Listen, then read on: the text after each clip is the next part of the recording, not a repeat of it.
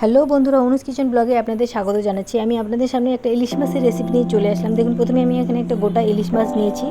তারপর দেখুন, এখানে আমি পেস্ট তৈরি করার জন্য দুটো পেঁয়াজ, রসুন, আদা, 4-5টা লঙ্কা, একটা টমেটো, সামান্য পরিমাণ সর্ষে, সামান্য পরিমাণ পোস্তদানা, লবণ আর হলুদ দিয়ে পেস্টটি তৈরি করে রেখেছিলাম। তারপর এখানে আমি কড়াইটা বসিয়ে দিলাম।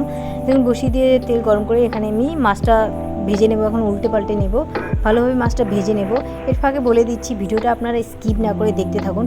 আমার রান্নার ভিডিও আপনাদের ভালো লাগলে লাইক, কমেন্ট, শেয়ার করে দেবেন।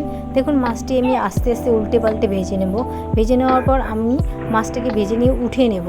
উঠিয়ে নিয়ে তারপর দেখুন, সামান্য সর্ষে, 3টা শুকনো লঙ্কা, কালো জিরে, 5 ফোড়ন নিয়ে সেটাকে আমি কড়াই দিয়ে ভালোভাবে নেড়ে চেড়ে নেব। নেড়ে চেড়ে নিয়ে এখানে আমি যে পেস্টটি তৈরি করে রেখেছিলাম, সেই পেস্টটি এখন আমি কড়াইয়ের মধ্যে ঢেলে দেব। দেখুন, ঢেলে দিয়ে আস্তে আস্তে আমি সেটাকে ভালোভাবে নেড়েচে নেব, কষিয়ে নেব। যতক্ষণ না পর্যন্ত কষানো হচ্ছে ততক্ষণ নেড়েচে নেব। তারপর এখানে সামান্য জিরে, ধনে গুঁড়ো, গরম মশলা গুঁড়ো, লঙ্কা গুঁড়ো নিয়ে জল দিয়ে গুলিয়ে পেস্টে আমি দিয়ে দিলাম। তারপর আমি সামান্য লবণ আর হলুদ দিয়ে আমি ভালোভাবে আবার কষে নেব। কষে নেওয়ার পর দেখুন, মাছটি আমি এখানে আগেই ঢেলে দিয়েছি।